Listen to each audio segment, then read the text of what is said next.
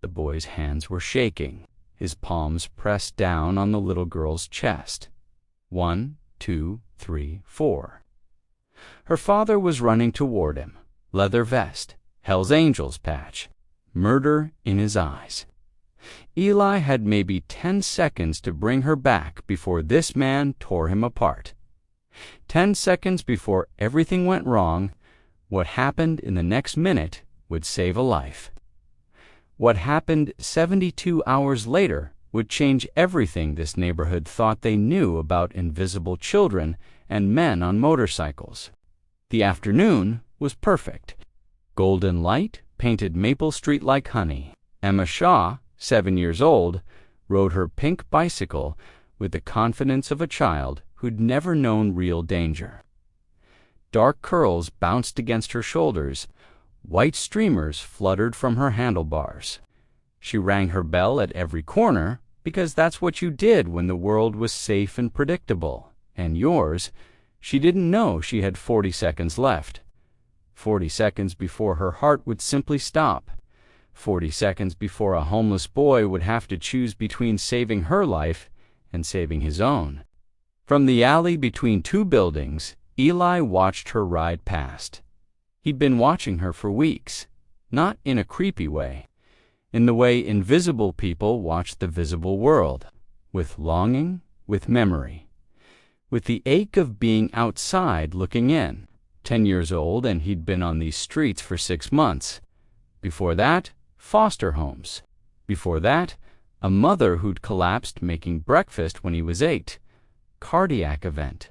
Undiagnosed condition. 3 days in the hospital, and then she was gone. Everything he loved, gone. The system swallowed him after that. 3 homes in 2 years. Each one teaching him that sometimes the people supposed to protect you are the ones you need protection from. So he ran. Decided sleeping in abandoned buildings was better than pretending to be grateful for a roof that came with bruises. The streets were honest about their danger. At least you knew what to expect. He'd claimed this alley as his spot. Cardboard behind the dumpster, backpack with his few possessions, a photograph of his mother, creased from being touched too much, and one other thing, a memory. 6 months ago, at the 5th Street shelter, there'd been a CPR class. Most people ignored it. They were there for food and warmth, not education. But Eli had watched every demonstration, asked questions until the nurse teaching the class looked at him with something like concern.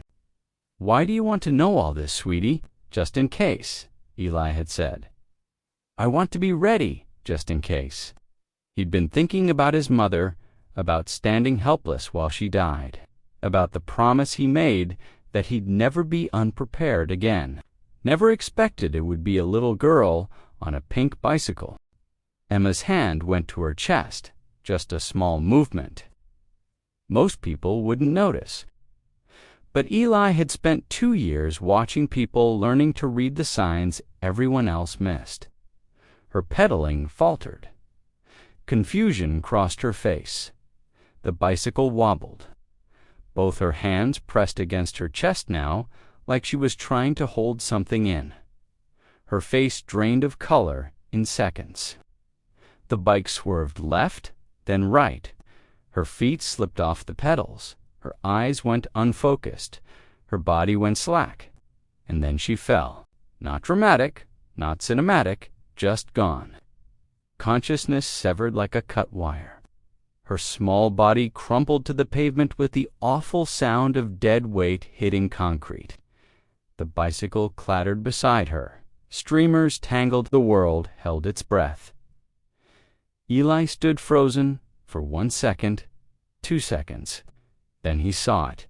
Her chest wasn't moving. She wasn't breathing. This was the moment.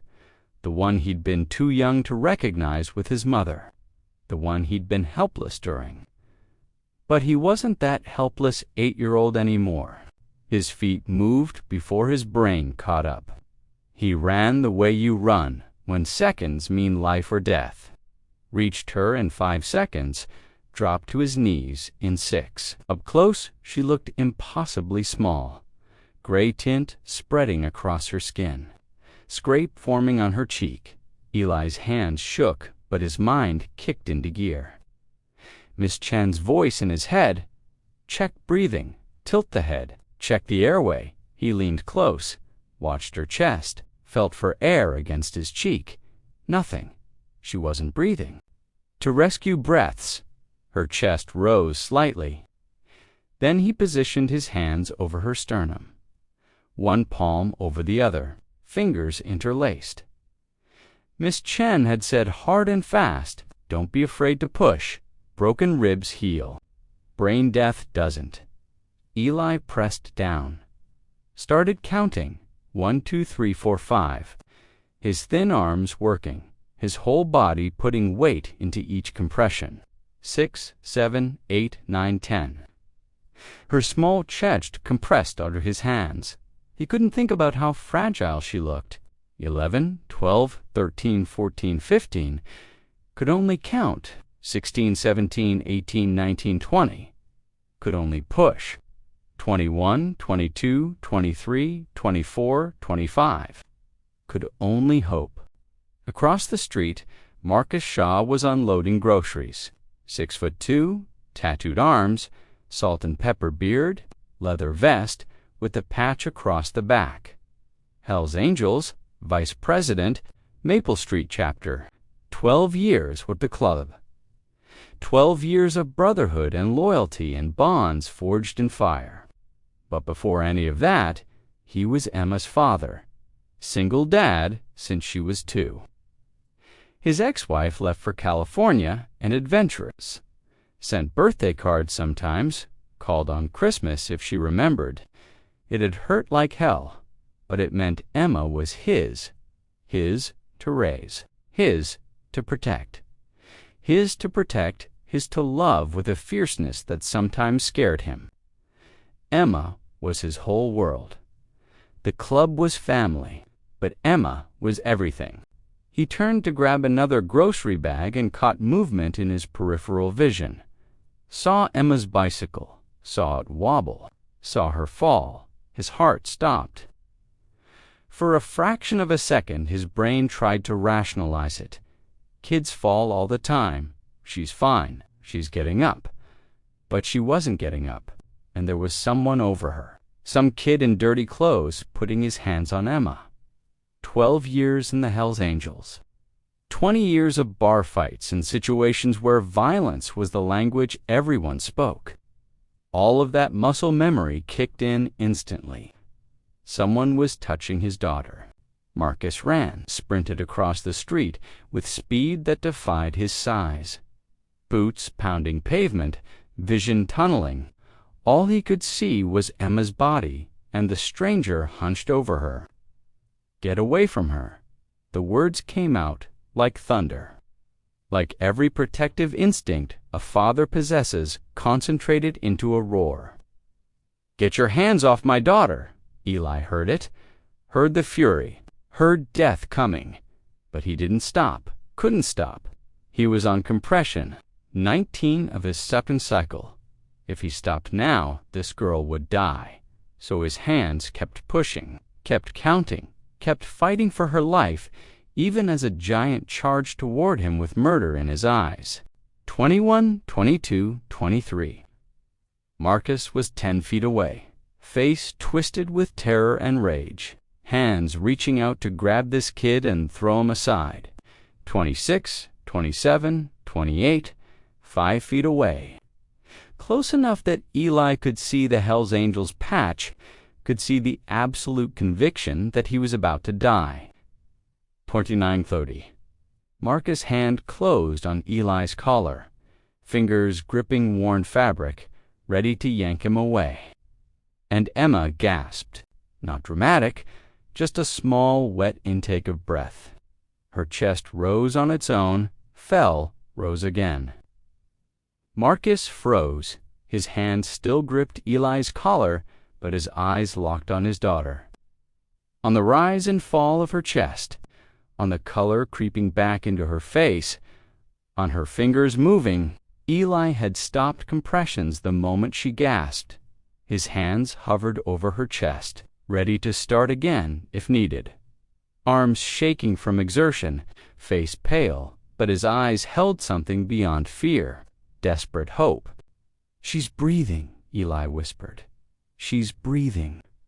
Emma's eyes fluttered open, confused, disoriented. She looked at the sky, then at the faces above her. "Daddy." Her voice was small and hoarse. "What happened?" Marcus dropped to his knees so fast it should have hurt. His hand released Eli's collar, forgotten. Both arms reached for Emma instead. He gathered her up carefully, checking for injuries, for explanations. "Baby, you fell. You stopped breathing."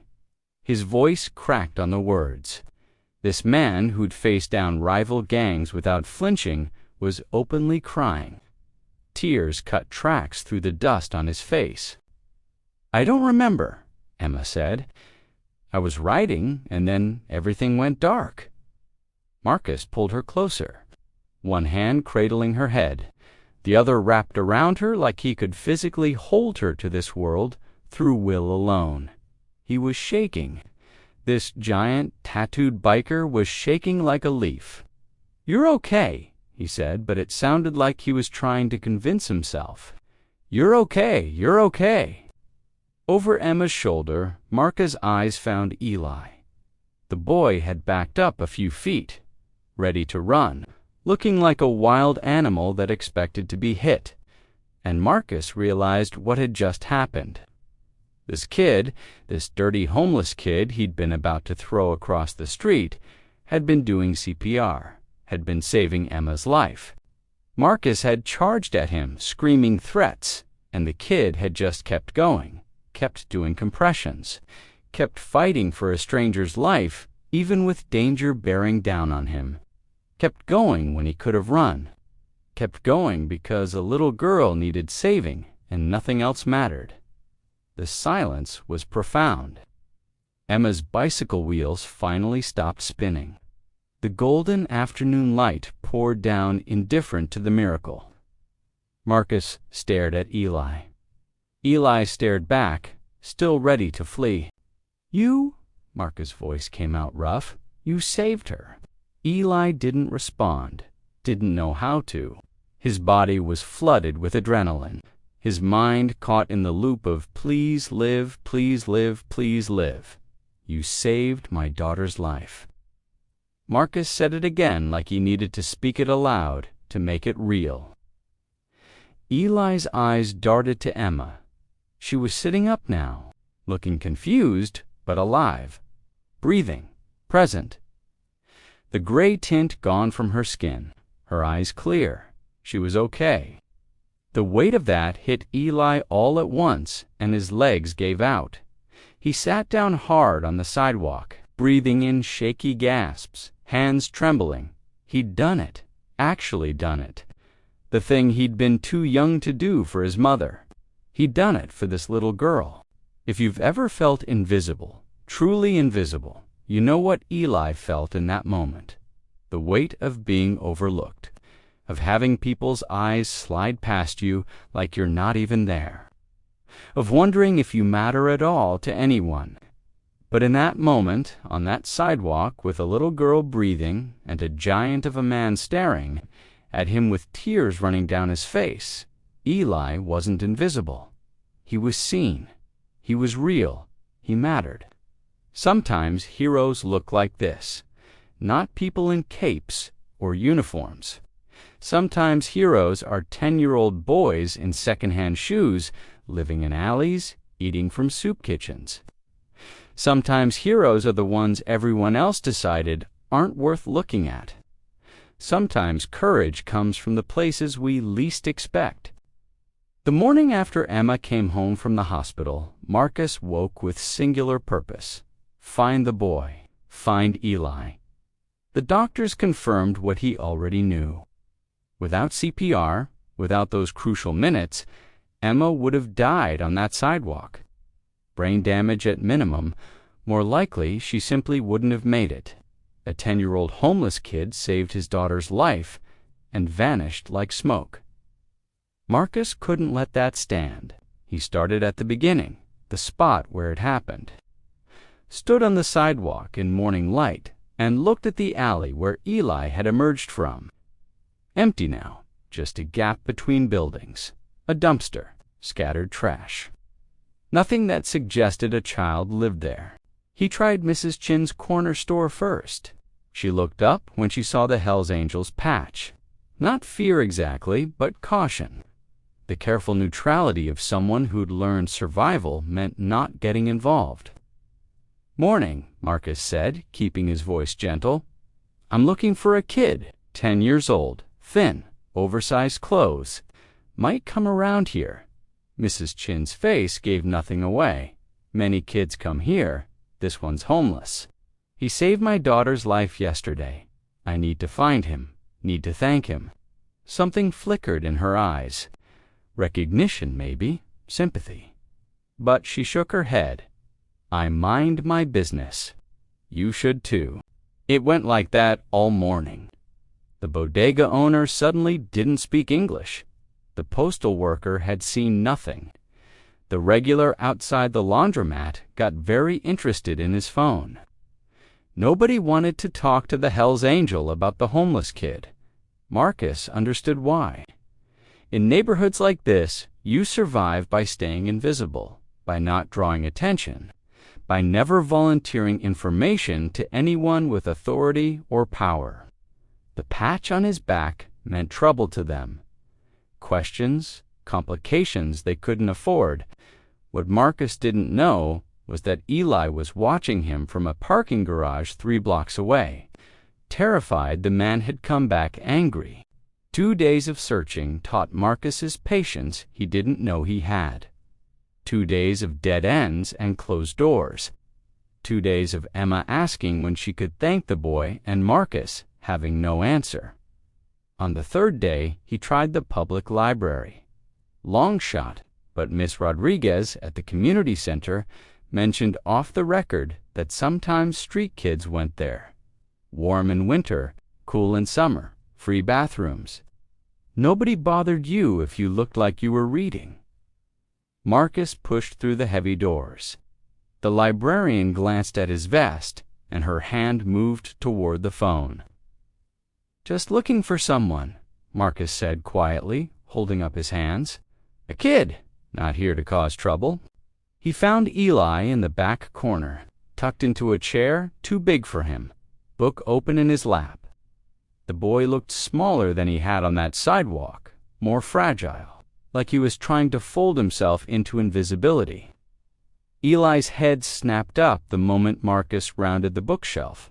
Eyes went wide, body tensed, every muscle coiled to run. Marcus stopped moving, held perfectly still. The way you freeze when encountering a deer, knowing any sudden movement would send it bounding away. "Hey," Marcus said, barely above a whisper. Then he did something Eli didn't expect. He sat down. Not in the chair next to Eli. That would be too close, but on the floor, back against the opposite bookshelf, creating distance, lowering himself so he wasn't looming. Marcus didn't speak again, didn't ask questions, didn't make demands. He simply reached into the bag he'd been carrying and pulled out a sandwich. Turkey and cheese from the deli, chips, an apple, a bottle of water. Placed them on the floor between himself and Eli, an offering, no strings attached. Then Marcus pulled out a book he'd grabbed randomly and opened it, pretended to read, gave Eli space to decide what happened next. The silence stretched. 1 minute, 5 minutes. 10 Eli's eyes kept darting between Marcus, the food, and the nearest exit, calculating, weighing risk against hunger. 15 minutes, 20. Marcus turned a page he hadn't actually read. At 30 minutes, Eli whispered, "Is your daughter okay?" Marcus looked up, met those weary eyes. "She's perfect because of you." The next morning, Eli returned to his spot near the alley. It was routine now, Morning at the library. Afternoon near the alley, watching the world pass by. Evening at the shelter, if they had space. Survival was about patterns, about knowing where to be and when, about making yourself small enough that trouble passed you by. He was sitting on the cracked curb when he heard it. At first, just distant rumble, thunder maybe, a truck on the highway, something he could ignore. But it got louder, closer, not thunder. Something mechanical and purposeful moving in his direction with absolute certainty. One motorcycle, then another, then more. The sound built like a wave rolling down the quiet residential street. 3 became 5. 5 became 10. The rumble became a roar that shook windows and set off car alarms. 10 became 15. 15 became 20. 20 became 23. Neighbors emerged onto porches. Mrs. Chin stepped out of her store. Parents grabbed their children. Everyone knew that patch. Everyone knew what Hell's Angels meant. Trouble, violence, the kind of danger you don't ask questions about. The convoy rolled down Maple Street like thunder, given form. Chrome.